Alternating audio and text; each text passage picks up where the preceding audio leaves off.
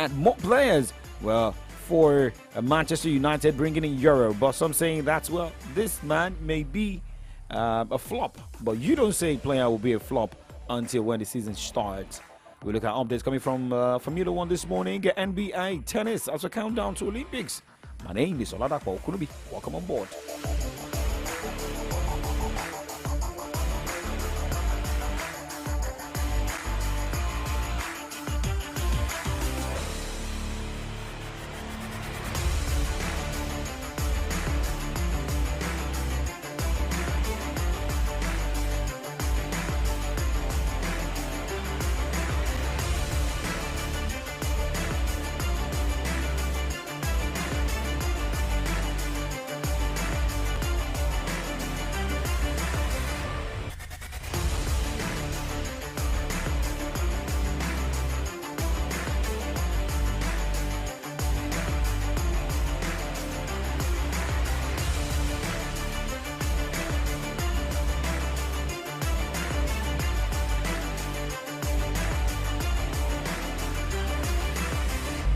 All right, now let's look at updates coming from the world of tennis this morning. Rafael Nadal trying to put himself in the best shape ahead of Olympics. But before that, let us look at Lewis Hamilton, who looks positive. Lewis Hamilton has declared it is game on for Resurgent Mercedes against their big rivals at the front of the F1 after their back-to-back wins ahead of Hungarian Grand Prix this weekend, which starts today. With forced practice at 12:30 p.m. when they will go for a third win in succession. And albeit Hamilton expressed his delight and optimism about Mercedes' recent momentum 2 weeks on from ending his own 56-race win drought at Silverstone. Well, can I be a back-to-back for Mercedes or back-to-back for Lewis Hamilton? Now let's go basketball here, where the Clippers and Jazz agreed to a sign and trade deal involving Russell Westbrook. The team announcing Andrea Wanowski that the former MVP is expected to join the Nuggets after Uther waives him and buys out the remainder of his contract. The Clippers received guards Chris Dunn from Jazz as part of the sign and trade deal. Now the Clippers and Dunn agreed to a 3-year, $17 million contract with a non-guaranteed season in the third year. Now let's talk tennis here, where Rafael Nadal's preparation for the Olympics continued with an impressive straight-set win over Britain's Cameron Norrie in the second round of the Swedish Open. Nadal, 38, overcame the 5th seed in Bastard 6-4, 6-4 to set up a quarterfinal with Argentina's Mariano Navone.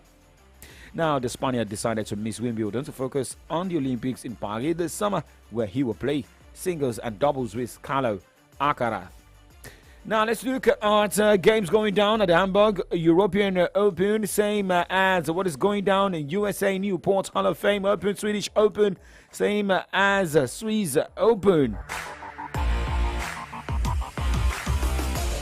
News, sports, entertainment, top 100 music on your Remedy Radio dial. Solutions 93.9. Do not touch that dial.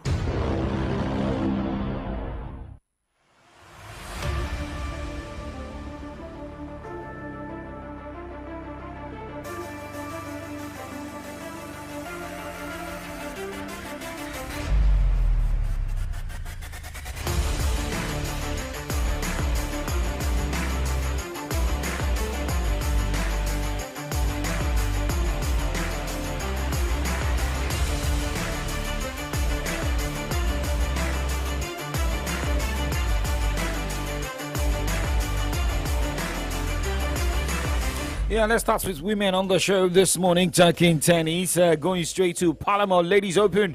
The WTA 250 Daniel Parry today will take on Chloe Parquet by 3:30. By 5 o'clock, Irina Camila Bego will take on Ann Lee as Quang Xiang battles Jacqueline Christian, and Astra Sharma will be up against Karolina Munkova. That will be the last game in the Palermo Ladies Open in the singles category. Now for the Hungarian Grand Prix WTA 250, Susan Lamens will take on Alexandra Sashnovic as Elena Avenesian will take on Anna Karolina Smedal. Diana Schneider will take on Ella Sealdale as Rebecca Stramkova battles Evelies.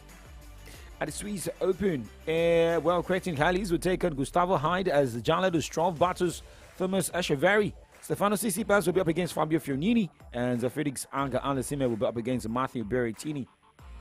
For Swedish Open, Doj Djokovic will be up against Thiago Monteiro, as Rafael Nadal will be in action against Mariano Navone. Looking at more of this one, it is going to be more of those who will be putting in their energy. Thiago Gaston Trante will take on Roberto Cabellas Biena, as a team of Escata overtaken Nuno Borges. And the Hall of Fame Open in USA Newport. Let's look at what is going down in that side. Alexander Vukic will take on Christopher Eubanks as Alex Bolt battles Marco Giron. Those are the singles games in that side. At the Hamburg European Open, we have Luciano Dalderi against Sebastian Baez as Arthur Fuse take on Ogarune. Francisco Pierindolo battles Pedro Martinez, and last game for today by 5:30 is Alexander Zverev taking on Zizeng Zhang. Now, well, remember, Rafael Nadal getting set for the Olympics, same as other athletes are getting set for Olympics, but not really good news for athletes coming from Egypt. Same as what is happening in the Japanese national team camp. Let's count down to Olympics going down in Paris.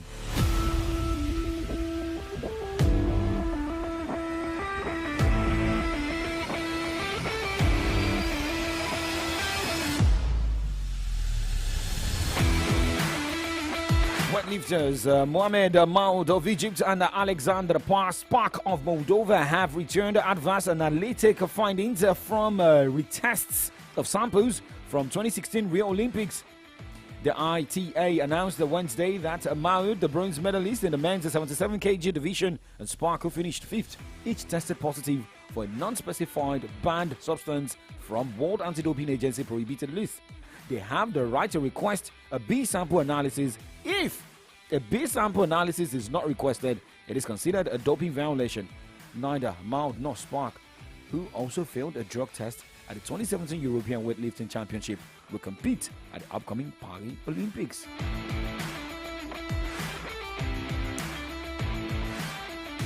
So now, sticking to rules, Japan women's artistic gymnastic captain Shoko Miyata is said to be sent home from the Olympic Games after allegedly breaking a smoking ban. The country's Kyodo News confirmed to journalists. An investigation by Japan Gymnastics Association (JGA) will be carried out, which leaves Miyata's participation at the Paris Olympics in doubt. Smoking is in violation of the association's code of conduct. The 19-year-old was not seen on Wednesday open training session in Monaco, with her absence said to be for certain reasons. Now, Miyata, who won a bronze medal at the 2022 World Championships in Liverpool, will be interviewed by the JGA and a Jutendo University team once she returns to Japan. Maybe more sanctions coming for this athlete, Shoko Miyata. Well, for Japan, they are aiming to gain the first artistic gymnastics team medal since 1964 Tokyo Games. Now, let's move on the show this morning, where we jump to football, talk about the Super Falcons of Nigeria. The coach of the side is sounding optimistic despite the loss against Canada.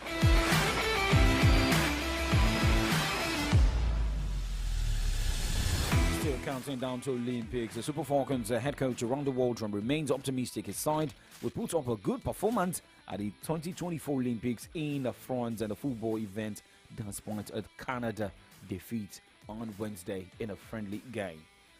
The game ended 1-0, and the American declared that the lessons learned from the game will be valuable for his team in Paris. The Super Falcons will face a formidable challenge at the Olympics, where they will compete against the powerhouses Brazil, champions Spain, and Japan. Moving away from that, let's go straight and talk more football stories. Still Kickoff Sports Show live on Solutions 93.9 FM. News, sports, entertainment. Top 100 music on your Remedy Radio dial. Solutions 93.9. Do not touch that dial. Radio is all about information, education, and entertainment.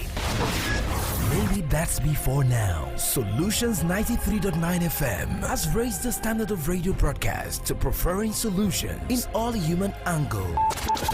939 FM, the remedy. Hi guys, what do you know about cholera? Cholera is a serious bacterial disease that causes severe diarrhea and dehydration. It is spread through contaminated water, food and drinks, vegetables grown with water containing human waste, raw and undercooked fish, and seafood caught in waters polluted with sewage. Symptoms of cholera include rapid heart rate, diarrhea, nausea and vomiting. Now, to protect yourself and family from getting sick with cholera, practice good personal hygiene by Drinking only clean or purified water. Wash your hands often with soap and safe water, not only after using the toilet. Avoid eating contaminated food. Also, wash fruits and vegetables thoroughly. Let's work together to keep ourselves and our communities safe. Together, we can prevent cholera from spreading. This message is powered by Solutions 93.9 FM.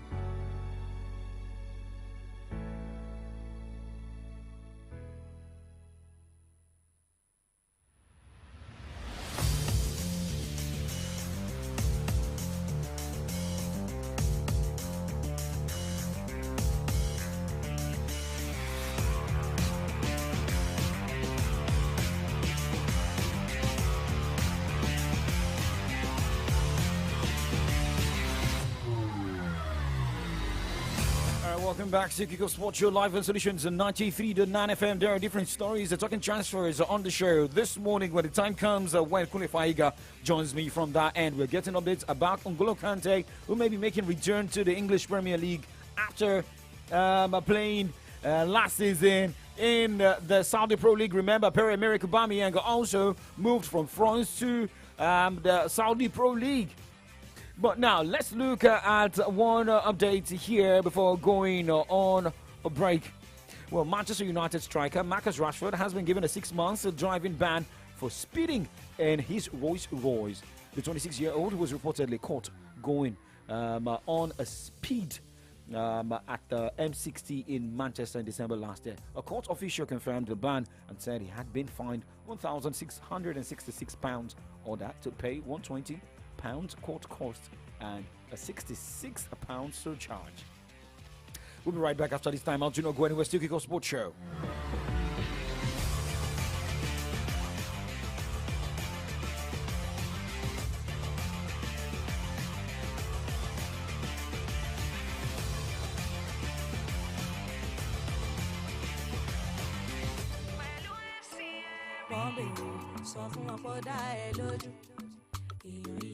jẹ́ má lọ fọ́ àwa fún ẹ.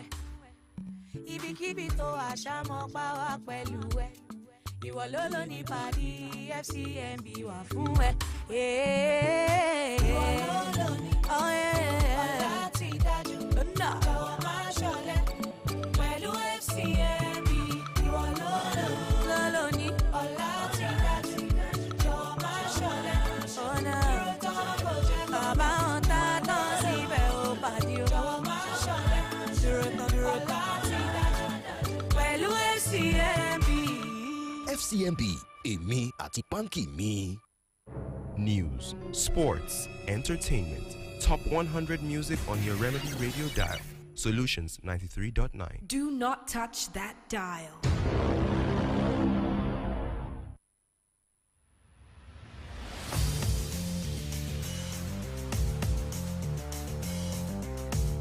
Kiko Sports Show still live on your Remedy Radio dial. Solutions 93.9 FM. Well, remember, Euros are over. However, some football players are getting set for the football event of the Olympics. And, well, for some, they will be playing for their different national teams, while some have returned to their different club sides in preparation of the new league season. Well, we're getting different updates from different sides on the show this morning. But now let's focus on the transfer stories, the same as what it looks like for some Nigerian players outside the shores of the country. Well, Kunle Faiga joins me this morning, all the way from Lagos. Kunle, good morning to you. Thank you for joining me live here. Good morning, Dapo. It's nice to be on the show again. All right. Well, this is nice to remember. We were having different discussions yesterday, and we're currently getting updates from South African side Super Sports United leading BDFX 1 of Botswana 5-1 in a club friendly. Okay, but so far a lot of teams are still putting things together. Today we'll be having Reading taking on Millwall in a preseason game, same as more teams. But now let's focus on transfer stories. We were discussing about Napoli's Victor Osimhen, and we reports we're getting is like is 90% done moving to PSG. That is according to reports we are getting, not yet confirmed. But should Victor Osimhen move to PSG, what will he be bringing to the table? And don't you think a lot of expectations will be on him to replace Kylian Mbappe, who moved to Real Madrid? I don't think there would be that much of an expectation because maybe the only expectation is that maybe in terms of like winning the Champions League, PSG is already a well-established team in France, and I think it's always guaranteed that even when PSG have a bad season, at least that they will compete very well on the domestic front. So I think Osimhen going to PSG, if there is one thing at least, I think we're sure that he's guaranteed of domestic titles.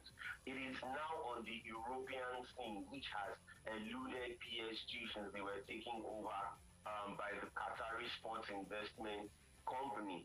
This is something that, they had the likes of Mbappe, they had the likes of Cavani, they had Lavezzi, they had Blaise Matuidi, top stars, Thiago Silva, and they couldn't get the Champions League. So that is where I feel the pressure will be for Osimhen. But that aside, I think it's a good move because, like I said, I don't think he's going to be under so much pressure compared to, if he were to go to, say, a club like Chelsea, where, Chelsea for me are still trying to find their feet, after a very torrid season for them.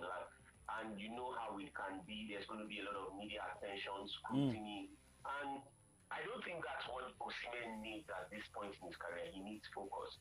So I think going to PSG, he'll be able to, have that focus. Nobody's going to be in competition with him. I think personally that no disrespect to the likes of Randall Kolo Muani and Goncalo Ramos. I think Osimhen is a better player than them. So he's going to be the star player. He's going to be the attention, and I think he will live up to that expectation. And I think Paris for me is a very, very good place. For him. Some people might say that's not a good move in the right direction, that Premier League, England, and all. I think it will still come. Let's not forget he's 25 years old, right? There's still a lot for him. So I think PSG is a very good move. Okay, PSG a very good move for Victor Osimhen, and reports we get seeing here is about this horse who was with Chelsea seasons back but moved to Saudi Arabia for the Saudi Pro League, returned to the national team for the Euros. I'm talking about N'Golo Kante, and we're getting reports from West Ham United saying that this club is interested in signing former Chelsea midfielder N'Golo Kante from Al Ittihad. Now, if you look at the pay here, initial soundings have indicated a deal could cost in the region of £20 million, with West Ham deciding whether to formally make a bid. But if N'Golo Kante is returning to England, do you think West Ham United's destination will be right for him? 1, 2, why is it so easy for players to return or to move away from Saudi Pro League? Remember, Johnny Henderson, who left in just a half a season. Well, I wouldn't say that. I would say Kante he's settled there in Saudi Arabia, but of course, after what he did at the Euros, many people thought, him going to Saudi Arabia, he was finished and all of that. But he showed his class, he showed he is still vintage, and he shows he still has it. And I mean, for West Ham to table 20 million for him, I think that is going to be a very, very big gain for Al Ittihad, So I don't see anything bad about it. I think it's natural because, I mean, it only goes to show you that these people went to Saudi Arabia, they balled, it showed in the national team. And, Okay. There would be that attention to want to get in the case of Jordan Henderson, I think it was a case of him maybe not being, he wasn't really comfortable in that environment, to be honest, because, he's British, the customs, traditions are different, but, someone like Kante, especially, based on it from a faith level, is a kind of place that he would feel very welcome because, a place like Saudi Arabia will make Kante, stronger in his faith. And who knows, maybe that connection to his faith is maybe probably what even brought out the best in him that we saw in the Euros. Because, again, people thought he was finished. But, he was fit, so maybe Saudi Arabia was a spirit, maybe was what exactly he needed to, to let people understand that he's not finished, because I'm very sure Chelsea fans now will be regretting that they sold him, So if he's going to West Ham, trust me, I think that's a very good deal. I think it will also be a good deal and make the English Premier League very interesting. I mean, you played for a London side, Chelsea, and you're returning to England, now going to a rival, which you all share the same region, London.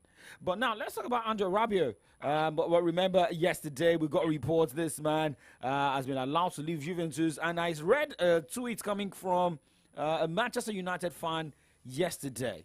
Saying that, well, you should not move close to Manchester United. However, Andre Rabiot is expected to be offered to a host of top clubs in Premier League after officially leaving Juventus. Is it going to be a real deal? Should Manchester United bring in Rabiot? It doesn't look like a player fit to be in the Reds. Please, why wouldn't he be in a good Manchester United player? He's exactly the kind of experience, that is needed. Especially we're talking about for, those midfielders who are known to be ball carriers, who can progress the ball. Because that kind of a thing has been lacking in Man United for a very, very long time.